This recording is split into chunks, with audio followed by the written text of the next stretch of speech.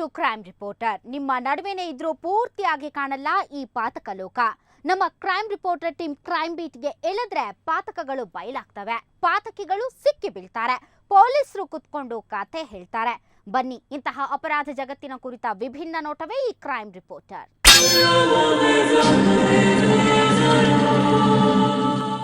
ಯಾವತ್ತು ವಿಧಾನಸೌಧದ ಅಂಗಳದಲ್ಲಿ ಅರಿಶಿಣ ಕುಂಕುಮದ ಹೊಳೆ ಹರಿಸಿ ಪಕ್ಕದಲ್ಲಿಷ್ಟು ಲಿಂಬೆ ಹಣ್ಣಿಟ್ಟು ವಾಮಾಚಾರ ಅಂತ ಗದ್ದಲ ಇಟ್ರೋ ಅಲ್ಲಿಂದ ಶುರುವಾಗ್ಬಿಡ್ತು ನೋಡಿ ಮಾಟ ಮಂತ್ರದ ಬಯಲಾಟ. ರಾಜಕಾರಣಿಗಳ ಮನೆ ಮುಂದೆ, ಚುನಾವಣಾ ಕಚೇರಿ ಮುಂದೆ, DC SP ಗಳ ಮುಂದೆ, ಕಡೆಗೆ ದೇವಸ್ಥಾನಗಳನ್ನೂ ಬಿಡಲಿಲ್ಲ ವಾಮಾಚಾರ. ಇನ್ನು ಸಾಮಾನ್ಯ ಜನ ಈ ಗಾಳಿಯಿಂದ ಹೊರತಾಗಿ ಉಳಿಯೋ ಚಾನ್ಸ್ ಇದೆಯಾ? ದಿನ ಬೆಳಗಾದ್ರೆ ಅರಿಶಿಣ ಕುಂಕುಮ, ನಿಂಬೆ ಹಣ್ಣು, ಕೋಳಿ ಮೊಟ್ಟೆ, ಒಡೆದ ಮಡಿಕೆ, ಗೊಂಬೆ, ಹೀಗೆ ಇದೇ ಮಾತು. ಒಂದರ ಹಿಂದೆ ಒಂದರ ಹಾಗೆ ಸುದ್ದಿ ಮಾಡಿದ ಈ ವಾಮಾಚಾರ ಒಂದು ರೀತಿಯ ಭಯ ಅಂತೂ ಸೃಷ್ಟಿ ಮಾಡ್ತು. ಈಗ ತುಂಬಾ ಜನ ಈ ವಾಮಾಚಾರ ಅನ್ನೋದೇ ಭಯ ಹುಟ್ಟಿಸೋ ತಂತ್ರ ಅಂದ್ಕೊಂಡ್ಬಿಟ್ಟಿದ್ದಾರೆ. ಆದ್ರೆ ಅಲ್ಲೊಬ್ಬ ಘಾತುಕ ಆ ವಾಮಾಚಾರವನ್ನೇ ಉಪಯೋಗಿಸ್ಕೊಂಡು ಒಂದು ಮರ್ಡರ್ ಪ್ಲಾನ್ ಮಾಡ್ಬಿಟ್ಟ. ಆವತ್ತು ಅವನಾಡಿದ ಡ್ರಾಮಾ ಇದೆಯಲ್ಲ, ಅದು ವಾಮಾಚಾರ ನಾಟಕದ ಪರಮಾವಧಿ.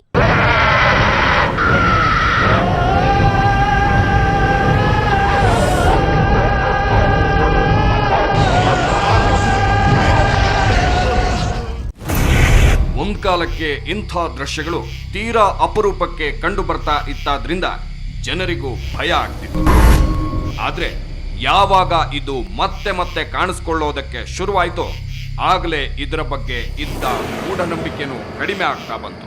ಒಂದಿಷ್ಟು ಬಣ್ಣ, ಕೈಗೊಂದು ನಿಂಬೆ ಹಣ್ಣು, ಬೇಕಿದ್ರೆ ಮೊಟ್ಟೆ ಇಷ್ಟು ಸಿಕ್ಕರೆ ಸಾಕು ನೋಡಿ.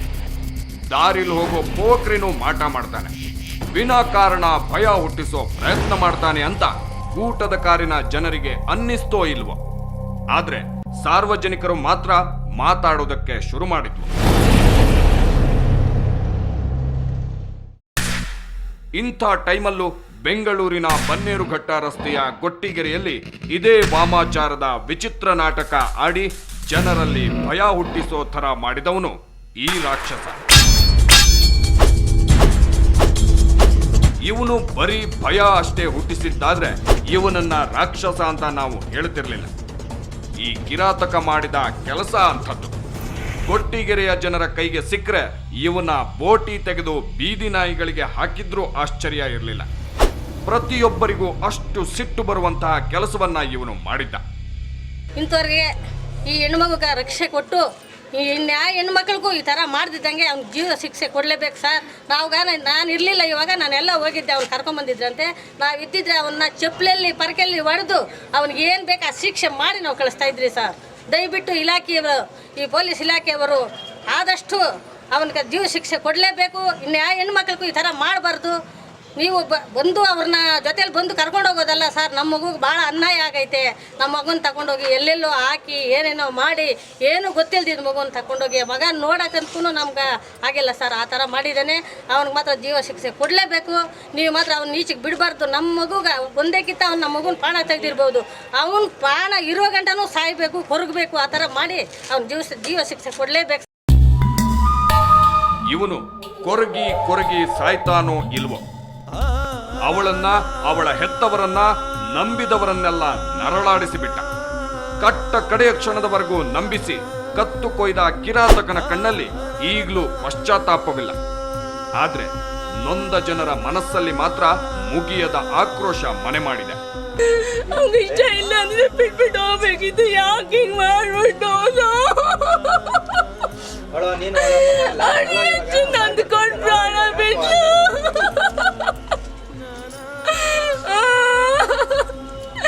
ಯಾವ ಗಂಡ ತರ ಹೆಂಡತಿ ಇನ್ನೊಬ್ಬನ ಗಾಡಿ ಕಳಿಸ್ತಾನೆ. ಅಯ್ಯೋ ಪಾಪಿ ಪಾಪಿ.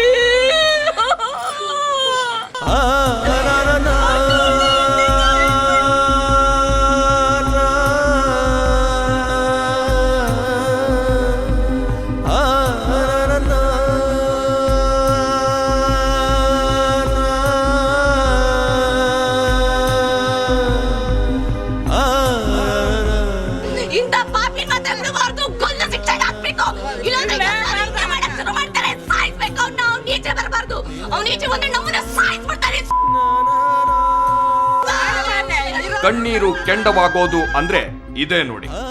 ಇಂಥದ್ದೊಂದು ನೋವಿನ ಬೆಂಕಿ ಹಚ್ಚಿ ತಾನು ಬೆಚ್ಚಗಾಗೋದಕ್ಕೆ ನೋಡಿದ್ದ ಕಿರಾತಕನ ಹೆಸರು ವಿನಯ್. ಇವನು ವಾಮಾಚಾರದ ಪರದೆ ಎಳೆದು ಪಾಪದ ಹೆಂಡತಿಯ ಪ್ರಾಣ ತೆಗೆದಿದ್ದ. ಆ ನತದೃಷ್ಟಿಯ ಹೆಸರು ವನಜಶ್ರೀ.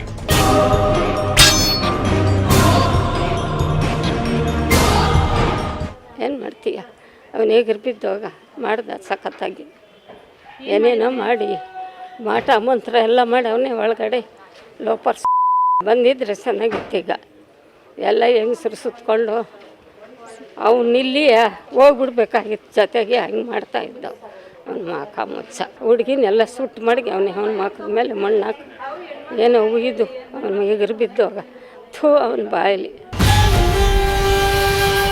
ಏನ್ ಶಾಪ ಹಾಕಿದ್ರು ಆ ಹುಡುಗಿ ಅಂತೂ ವಾಪಸ್ ಬರೋ ಚಾನ್ಸ್ ಇಲ್ಲ. ಪೊಲೀಸರು ಈ ಸತ್ಯವನ್ನ ಬಗೆದು ತೆಗೀದೇ ಹೋಗಿದ್ರೆ ಈ ಜನ ವನಜ ಇವತ್ತು ಬರ್ತಾಳೆ ನಾಳೆ ಬರ್ತಾಳೆ ಅಂತ ಕಾಯ್ತಾ ಇದ್ರೋ ಏನೋ. ಇನ್ನು ಈ ವಾಮಾಚಾರ ಅಂದ್ರಂತೂ ಬೆಚ್ಚಿ ಬೀಳ್ತಿದ್ರು.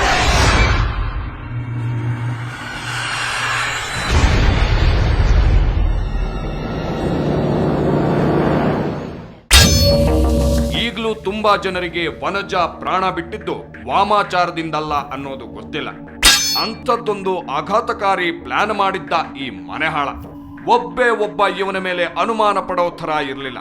ಹೆಂಡತಿನ ಕೊಂದ ಕಿರಾತಕನೇ ಖಾಕಿಗಳಿಗೆ ಕಡೆಗೆ ಮಾಧ್ಯಮದವರಿಗೂ ಫೋನ್ ಮಾಡಿ ಮನೆ ಹತ್ರ ಕರೆಸ್ಕೊಂಡು ಗೋಳಾಡಿದ್ದ ಅಂದ್ರೆ ಅವನು ಅದೆಂಥ ಮಾಸ್ಟರ್ ಪ್ಲಾನ್ ಮಾಡಿರ್ಬೇಕು ಯೋಚಿಸಿ.